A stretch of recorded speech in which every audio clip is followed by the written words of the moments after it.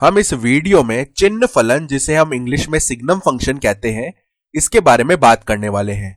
मान लीजिए हमारे पास में एक फलन f है जो कि r से r में परिभाषित है, यानी कि वास्तविक संख्याओं में परिभाषित है।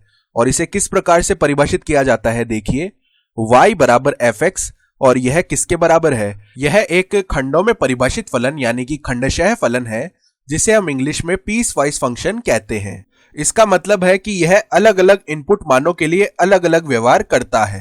तो जब x का मान 0 से बड़ा है तब इसका मान हमें 1 मिलता है, x का मान जब 0 है तब हमें इसका मान 0 मिलता है, और x का मान जब 0 से छोटा है तब हमें इसका मान माइनस का 1 मिलता है। तो इस तरीके से x के अलग अलग मानों के लिए हमें इसके 3 अलग अलग मान मिल रहे हैं, और यहाँ पर यह x वास्तविक संख्याओं यानी कि रियल नंबर्स में से लिया जा रहा है। चलिए अब कुछ मान रखकर देख लेते हैं।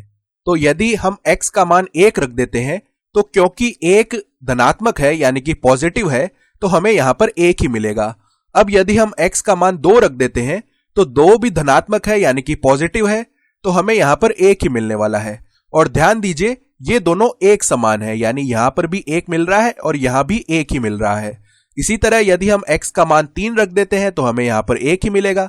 x का मान 4 रखने पर भी हमें यहां पर 1 ही मिलेगा। और यहां तक कि यदि मैं x का मान 4 अरब भी रख देता हूं तब भी मुझे यहां पर 1 ही मिलने वाला है। इसका अर्थ यह है कि जब तक x का मान धनात्मक यानी कि पॉजिटिव है, हमें यहां पर 1 ही मिलने वाला है। अब क्या हो यदि हम यहां पर 0 रख दें? तो यदि हम x बराबर 0 रखेंगे तो हमें यहां पर 0 ही मिलने वाला है, यानी x बराबर 0 रखने पर यहां पर 0 ही मिलेगा। अब यदि हम ऋणात्मक मानों यानी कि नेगेटिव वैल्यूज की बात करते हैं, तो यदि हम x के स्थान पर कोई भी ऋणात्मक मान रखेंगे तो हमें समान आउटपुट ही मिलने वाला है, जो कि -1 के बराबर होगा। अब हम सारांश रूप में यहां पर लिख सकते हैं कि धनात्मक मानों के लिए हमें 1 मिलेगा, 0 के लिए हमें 0 ही मिलेगा, और ऋणात्मक मानों के लिए हमें माइनस का 1 मिलेगा। तो उम्मीद करता हूं कि आपको यह रोचक लग रहा होगा। तो आखिरकार यह फलन कर क्या रहा है? तो हम कह सकते हैं कि मूल रूप से यह फलन सिर्फ इनपुट मान के चिन्ह पर ध्यान देता है, यानी कि यदि हम यहां पर धनात्मक मान रखेंगे तो हमें 1 मिल जाएगा, यदि हम यहां पर ऋणात्मक मान रखेंगे तो हमें माइनस का 1 मिल जाएगा, और यदि हम यहां पर 0 रखेंगे तो हमें 0 मिल जाएगा। तो इस प्रकार के 3 चिन्ह हमारी संख्या में हो सकते हैं। या तो संख्या धनात्मक हो सकती है, या संख्या ऋणात्मक हो सकती है, या संख्या 0 हो सकती है। और क्योंकि 0 ना तो धनात्मक है और ना ही ऋणात्मक है, तो इसके लिए हमने अलग से स्तंभ बनाया है और इसका हमने अलग से उल्लेख कर लिया है। और मेरा मानना है कि इसी वजह से हम इस फलन को चिन्ह फलन यानी कि सिग्नम फंक्शन कहते हैं। तो चलिए अब हम इसका आलेख देखते हैं, यानी कि ग्राफ देखते हैं। तो आप चाहें तो इस वीडियो को एक बार पॉज कर सकते हैं और स्वयं से इसका आलेख बनाने का प्रयास कर सकते हैं। तो चलिए हम साथ में मिलकर यह करते हैं। अब देखिए यह हमारा x अक्ष है और यह हमारा y अक्ष है, और हमें y बराबर fx बराबर साइन ऑफ x इसका आलेख बनाना है। तो हम जानते हैं कि जब भी हम यहां कोई भी धनात्मक मान रखेंगे तो हमें आउटपुट में 1 मिलने वाला है।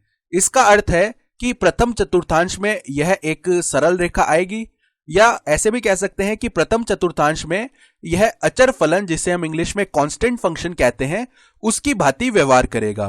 तो प्रथम चतुर्थांश में इस प्रकार से यह रेखा खींच लेते हैं। अब यदि हम ऋणात्मक मानों की बात करते हैं तो हमें आउटपुट में सदैव माइनस का 1 मिलेगा। चाहे हम कोई भी ऋणात्मक मान इनपुट में रखें, हमें आउटपुट में माइनस का 1 मिलने वाला है। अर्थात यहां भी यह फलन अचर फलन की भांति ही व्यवहार कर रहा है। अब यदि हम 0 की बात करते हैं तो इनपुट मान 0 रखने पर हमें आउटपुट मान सदैव 0 ही मिलेगा, यानी 0 ही मिलेगा। अतः हम कह सकते हैं कि इस फलन के 3 भाग हैं, जिन्हें हमने हरे रंग, लाल रंग एवं पीले रंग से दर्शा दिया है। तो क्या अब हम इस फलन f के प्रांत एवं परिसर की बात कर सकते हैं? तो देखिए इस फलन f का जो प्रांत है, जिसे हम इंग्लिश में डोमेन कहते हैं, वह वास्तविक संख्याओं का समुच्चय होगा, यानी कि सेट ऑफ रियल नंबर्स होगा। क्योंकि इस बात का फर्क नहीं पड़ रहा है कि हम x का क्या मान रख रहे हैं, x के प्रत्येक मान के लिए हमें कोई ना कोई आउटपुट मान अवश्य मिलेगा, किंतु ये जो आउटपुट मान है ये बहुत सीमित होने वाले हैं। आउटपुट मान के रूप में हमें केवल -1, 0 और 1 ही मिल सकता है।